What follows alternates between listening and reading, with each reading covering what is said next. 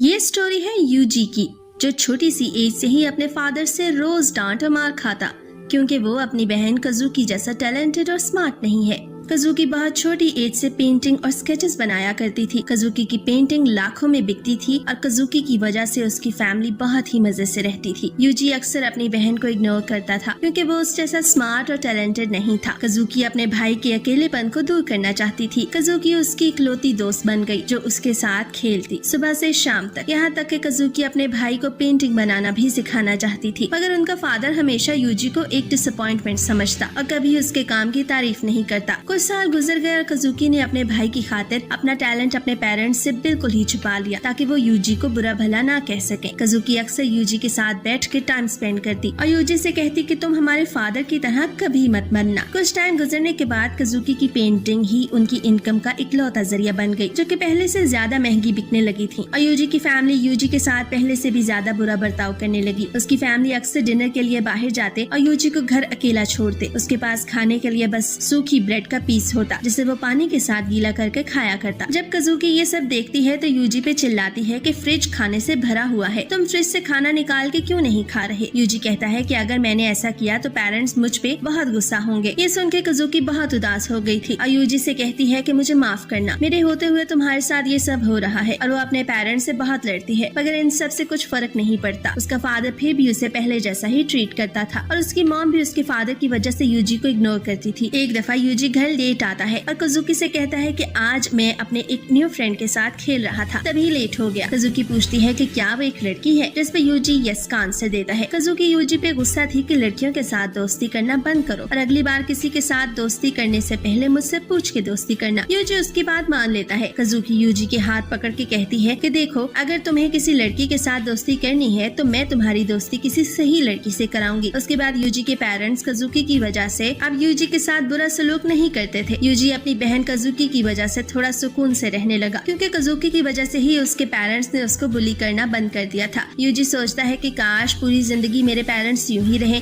मगर यूजी की ये खुशी बहुत कम दिनों की थी क्योंकि कुछ दिनों बाद ही कज़ुकी की एक बस एक्सीडेंट में डेथ हो जाती है। यूजी का फादर कज़ुकी की डेथ की वजह से डिप्रेशन में रह के बहुत ज्यादा ड्रिंकिंग करने लगता है। यूजी की मॉम यूजी के फादर के आने से पहले ही यूजी को अलमारी में छुपा देती थी क्योंकि यूजी का फादर पहले से भी ज्यादा बुरा हो गया था। उसका फादर रोज उसकी मॉम को गुस्से करता और उसकी मॉम बस चुप होकर बर्दाश्त करती। एक दिन यूजी और उसकी मॉम घर छोड़ के कहीं दूर चले जाते हैं जहाँ उसकी मॉम फाइनली उसे नॉर्मली ट्रीट करती थी। यूजी की मॉम एक छोटी सी जॉब करती जिसपे दोनों को वक्त गुजरता, मगर यूजी के फादर से दूर दोनों बहुत खुश थे। एक साल गुजरने के बाद आखिरकार यूजी के फादर ने उन्हें ढूंढ निकाला। वो उसकी मॉम को मारने लगता है। यूजी अपनी मॉम को बचाने आता है तो उसका फादर उसे दूर फेंकता है। यूजी को अपनी बहन याद आती है। यूजी एक बोतल उठा के अपने फादर पे अटैक करता है जिससे वो वहीं बेहोश हो गया था। यूजी अपनी मॉम के पास जाता है। उसकी मॉम कहती है कि इस बार हम बहुत ज्यादा दूर जाएंगे जहाँ कोई हमें परेशान नहीं कर पाएगा। यूजी की मॉम उसे अपनी जिंदगी की सारी सेविंग्स देती हैं और यूजी से कहती हैं कि तुम ट्रेन स्टेशन में मेरा इंतजार करना, मैं जल्द वहाँ आती हूँ। यूजी अपनी मॉम की बात मान के स्टेशन की तरफ भागता है। उसकी मॉम उसे गुड लक कहती है। घंटों गुजर चुके थे मगर यूजी की मॉम स्टेशन नहीं आई। यूजी वापस अपने घर की तरफ भागता है। वो देखता है कि उसके फादर की डेड बॉडी को एम्बुलेंस में डाला जा रहा है। वो भागता हुआ घर के अंदर जाता है जहाँ उसे पता चलता है कि उसकी मॉम भी अब इस दुनिया में नहीं रही। ये देख के यूजी बेहोश हो जाता है। उसके बाद कुछ दिनों बाद यूजी को एक हॉस्पिटल में होश आता है जहाँ उसे अपनी मॉम का एक आखिरी लेटर मिलता है। उसकी मॉम ने लिखा था कि काश हम यूं ही हंसी खुशी रह पाते, मुझे माफ करना, मैं तुम दोनों से बहुत प्यार करती थी और उसी जिंदगी में खुश रहने का कहती है। उसके बाद यूजी को ऑर्फनेज भेजा गया है जहाँ उसे रे नाम के एक आदमी ने अडॉप्ट किया। रे यूजी को उसकी बहन की तरह ड्रेसिंग पहनाता। यूजी को इन सब से कुछ फर्क नहीं पड़ता था क्योंकि अब उसके पास खाने के लिए अच्छा खाना है और रहने के लिए घर। कुछ दिनों बाद एक रात रे का एक बॉडीगार्ड यूजी को हरास करने की कोशिश करता है मगर यूजी के हाथों उसकी मौत हो जाती है। जब रे वहाँ आता है तो ये देख के बहुत हैरान होता है और यूजी को सेल्फ डिफेंस पे अप्रिशिएट करता है। यूजी रे से कहता है कि क्या तुम गुस्सा नहीं करोगे कि मैंने तुम्हारे गार्ड को मारा, जिसपे रे कहता है कि बिल्कुल नहीं, बल्कि मैं तुम्हें एक स्ट्रॉन्ग वेपन बनाऊंगा। रे यूजी को अपने मिलिट्री कंपाउंड में ट्रेनिंग के लिए भेजता है जहाँ उसे रे के प्राइवेट सोल्जर बनने की ट्रेनिंग दी जाती है। यूजी रे का फेवरेट था जिसपे बाकी बाकी ट्रेनीज यूजी से जेलस होके उसे बुली करते। वहाँ पे मार्लिन नाम की एक लड़की थी जो कि यूजी की परवाह करती थी, उसके जख्मों को ट्रीट करती और अक्सर अपने हिस्से का खाना भी यूजी को देती। वहाँ बस एक मार्लिन ही यूजी की दोस्त थी। ट्रेनिंग के दौरान रे ने यूजी को पूरा ब्रेन वॉश कर दिया था। रे यूजी से कहता है कि सारी दुनिया तुम्हारी दुश्मन है, यहाँ तक कि तुम्हारी फैमिली भी, बस मैं ही तुम्हारा अपना हूँ। उसके बाद जब फाइनल टेस्ट का दिन था और उसे बताया गया कि सामने वाले बंदे को जान से मारना है, बदकिस्मती से उसका मैच मार्लिन के साथ ही था। दोनों की फाइट स्टार्ट होती है। यूजी मार्लिन को पंच मार के जमीन पे गिराता है क्योंकि यूजी वहाँ सबसे स्ट्रॉन्ग बन गया था। मगर थोड़ी देर फाइट करने के बाद उसे अचानक से अपनी मॉम दिखाई देती है जो उसके फादर से अब्यूज हो रही थी। वो अपने फादर की उसकी मॉम के साथ लड़ाई को याद करता है। उसका दिमाग काम नहीं कर रहा था। मार्लिन इस बात का फायदा उठा के वो यूजी को जमीन पे गिरा के बहुत मारती है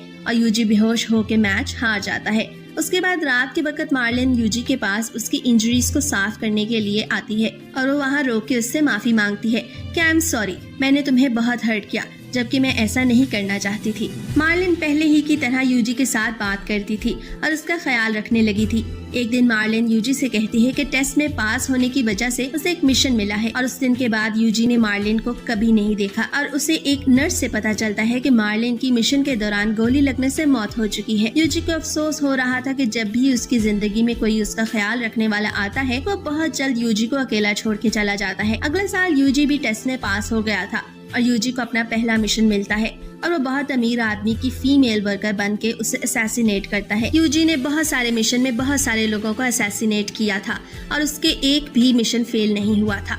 फिर एक दिन लॉ फोर्सेस ने रे के मैंशन को घेर लिया। वहाँ मौजूद रे के सभी गार्ड्स को मार देते हैं। रे पहले ही वहाँ से भाग चुका था और आखिर में वहाँ उन्हें एक यंग बॉय यानी कि यूजी मिलता है। असाको नाम की एक एजेंट को यूजी कुछ खास नजर आता है। असाको यूजी को अपने साथ ले जाना चाहती है मगर उसकी फ्रेंड जूलिया भी उसके साथ जाना चाहती है क्योंकि वो उन पे नजर रखेगी। असाको यूजी के पास जाती है और उसे कहती है कि मेरे साथ चलो, मगर यूजी कोई रिस्पॉन्स नहीं करता। असाको उसका फेस पकड़ के कहती है कि अब से तुम मेरी जिम्मेदारी हो और तुम्हें मेरी हर बात माननी होगी। असाको उसे घर लाती है और जब वो उसके कपड़े बदलने लगती है तो उसे यूजी की बॉडी पे हर जगह स्कार्स नजर आते हैं और यूजी कई दिन से भूखा भी था। असाको जूलिया से खाना लाने का कहती है। खाने के टेबल पे यूजी कुछ नहीं कहता और चुपचाप बैठा रहता है, मगर जैसे ही एक मक्खी यूजी के सामने बैठती है तो यूजी उसको कुचल देता है। उसके बाद यूजी अपने सेंसेस में आता है और डर की वजह से उसे पैनिक अटैक आता है। असाको कहती है कि बेचारे यूजी पे जरूर बहुत जुल्म हुआ है। असाको यूजी के लिए एक छोटा डॉगी लाती है ताकि यूजी अकेलापन महसूस न करे और पहली बार यूजी नॉर्मल बच्चों की तरह बिहेव करने लगा। असाको जूलिया से कहती है कि मैं अपनी इंटेलिजेंस एजेंसी की जॉब छोड़ना चाहती हूँ क्योंकि मैं अब यूजी की केयर करना चाहती हूँ। असाको रोज यूजी को ट्रेनिंग देती है और उसे कहती है कि तुम्हें अगर खुद को जिंदा रखना है तो तुम्हें बहुत स्ट्रांग बनना होगा। एक दिन असाको उसे स्निपर ट्रेनिंग देती है। यूजी का पहला शूट मिस हो जाता है। असाको कहती है कि अगर तुमने टारगेट को हिट किया तो मैं तुम्हें एक प्रेजेंट दूंगी। यूजी अगली शॉट में टारगेट को हिट करता है। असाको यूजी को अपनी एक खास स्निपर गिफ्ट करती है। यूजी असाको से कहता है कि आप मेरी मास्टर हैं क्योंकि आपने मुझे बहुत कुछ समझाया और सिखाया है। असाको ये सुन के खुश होती है। कुछ दिन गुजरने के बाद एक सुबह जब यूजी नींद से जागता है तो देखता है कि उसका डॉग बहुत शोर कर रहा है क्योंकि घर में जंगली बियर घुस आया था। यूजी भाग के अपनी गन निकालता है, मगर जब वापस आता है तो उस जंगली बियर ने उसके डॉगी को मार दिया था। अपने डॉगी को मरा देख के यूजी अपनी हिम्मत खो बैठता है, मगर थोड़ी देर बाद वो बियर को मारने के लिए उसके पीछे भागता है, मगर वहाँ पहुँचते ही वो जमीन पे फिसल जाता है और हवा में गोली चलने की वजह से बियर उसके पास उसको मारने के लिए आता है। यूजी अपनी नाइफ से खुद को बचाने की कोशिश करता है, मगर बियर उसे दूर फेंक देता है। यूजी को अपनी जिंदगी का फ्लैशबैक नजर आता है। फिर वो एक छोटी सी स्टिक की मदद से बियर को एक आंख से अंधा कर देता है। यूजी अपनी गन वापस उठा के बियर को मारने ही वाला था कि अचानक से उसे बियर के बच्चे दिखाई देते हैं। अब यूजी समझ गया था कि ये बियर अपने बच्चों के लिए खाना ले जा रहा था। यूजी रोने लगता है कि आखिर मेरा डॉग ही क्यों, आखिर हर बार मेरे साथ ही ऐसा क्यों होता है। जब यूजी घर आता है तो असाको पूछती है कि क्या हुआ था। यूजी के हाथ में अपने डॉगी का खाली कॉलर था। यूजी कहता है कि मैं बियर को नहीं मार सका। उसके बाद असाको उसे गले से लगा लेती है और कहती है कि कोई बात नहीं। फिर शाम को वो दोनों यूजी के डॉग का कॉलर दफनाते हैं। अब कुछ साल गुजर जाते हैं। असाको की तबीयत खराब रहने लगती है। यूजी जब भी उससे पूछता है कि उसे क्या हुआ है तो वो झूठ बोल के कहती है कि मुझे कुछ भी नहीं हुआ, मगर यूजी को शक था कि वो उसे सही बात नहीं बता रही। असाको को कॉल आती है जो कि यूजी अटेंड करता है और वहाँ पर दूसरी तरफ कोई उससे कह रहा होता है कि तुम मिशन को रिस्पॉन्स क्यों नहीं कर रही। अगर तुमने मिशन को कंप्लीट नहीं किया तो तुम्हें जेल में डाल दिया जाएगा। असाको की खराब तबीयत की वजह से यूजी असाको के मिशन को कंप्लीट करने के लिए निकल जाता है। कुछ दिनों बाद जूलिया असाको से पूछती है कि मिशन को कौन कंप्लीट कर रहा है। असाको उसे बताती है कि दरअसल उसकी खराब तबीयत की वजह से यूजी उसके मिशन को कंप्लीट कर रहा है, जिस पर जूलिया को गुस्सा आता है और वो असाको पे चिल्लाने लगती है। तभी वहाँ पर यूजी आ जाता है और वो जूलिया को बताता है कि उसमें असाको का कोई कसूर नहीं, वो ये सब अपनी मर्जी से कर रहा है। मगर जूलिया उसकी एक नहीं सुनती और उसे लेके वहाँ से चली जाती है। अब जूलिया यूजी को दरिया के किनारे पर ले जाती है और वहाँ पर उससे पूछती है कि क्या तुम वाकई असाको की मदद करना चाहते हो या वो तुम्हें मजबूर कर रही है। जूलिया नहीं चाहती थी कि यूजी असाको जैसा बन जाए। यूजी उसे कहता है कि नहीं, मैं खुद उसकी मदद करना चाहता हूँ क्योंकि यही एक रास्ता है जिसके जरिए मैं उसका एहसान चुका सकता हूँ। वापस आने पे असाको यूजी को बताती है कि उसे मिलिट्री ट्रेनिंग के लिए अमेरिका जाना होगा। यूजी अमेरिका जाने के लिए मान जाता है।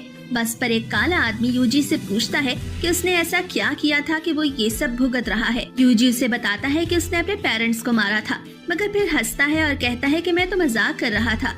ट्रेनिंग में एडमिशन मिलने पर यूजी उस ब्लैक आदमी को बताता है कि अपने पाँव बचाने के लिए तुम्हें अपने शूज खुद लेने होंगे। वो काला आदमी हैरान होता है कि यूजी को ये सब कैसे मालूम। यूजी बताता है कि मैं बचपन ही से सोल्जर बनने की ट्रेनिंग ले रहा था। वो काला आदमी अपना नाम उसे डैनी बताता है।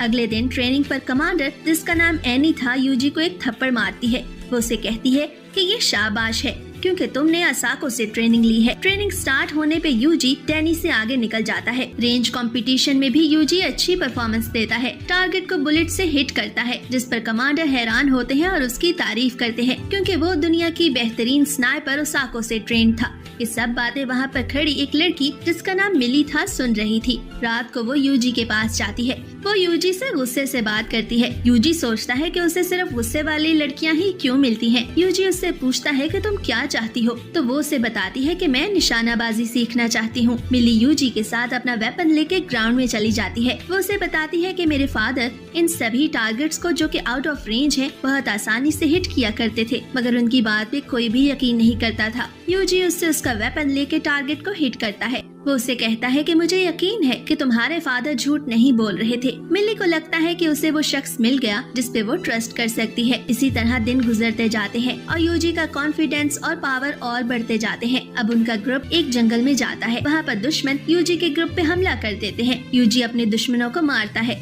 लेकिन साथ ही उल्टी भी कर देता है। यूजी के लिए उनको मारना मुश्किल हो रहा था। वो अपनी आंखें बंद कर लेता है। तभी कमांडर उससे बताता है कि तुम ये सोचो कि तुम्हारी फैमिली, जिनके साथ तुमने अच्छा वक्त गुजारा, खाया पिया और हंसे, वो मर रहे हैं। क्या तुम उन्हें बचाने के लिए दुश्मन पे हमला नहीं करोगे? ये दुश्मन इंसान नहीं है और इन्हें मारने से ही तुम अपनी फैमिली और खुद को बचा सकते हो। ये सुनकर यूजी को हिम्मत आती है और वो एक एक करके सब दुश्मनों को मार देता है, लेकिन वो अभी भी फायरिंग नहीं रोक रहा था। कमांडर उसे आकर पकड़ता है और कहता है कि फायरिंग बंद कर दो क्योंकि सब दुश्मन मर चुके हैं। मगर यूजी को कुछ समझ नहीं आ रहा था और वो इसी तरह बेहोश हो जाता है। अब उसकी आंख खुलती है तो वो देखता है कि उसका सर मिली की गोद में है। वो उसकी तारीफ करते हुए कहती है कि तुम्हारी वजह से सब बच गए। अब उन सब की मिलिट्री ट्रेनिंग कंप्लीट हो जाती है और वो सब वापस अपने अपने घरों को जाने की तैयारी करने लगते हैं। मिली एक विंडो के पास खड़ी होती है। तभी डैनी उसके पास आता है और उसे तसल्ली देता है क्योंकि यूजी और मिली ने ब्रेकअप कर लिया था। मगर मिली विंडो खोलती है और यूजी के लिए प्रे करती है कि यूजी को वो सब मिले जिसकी वो ख्वाहिश रखता है। अब अगले दिन यूजी अपने घर वापस पहुँच जाता है। असाको उसे देख के काफी खुश होती है। अब कुछ दिनों बाद उसे डैनी के मरने की खबर मिलती है, जिसे सुन के वो काफी उदास हो जाता है। अब वक्त गुजरता रहता है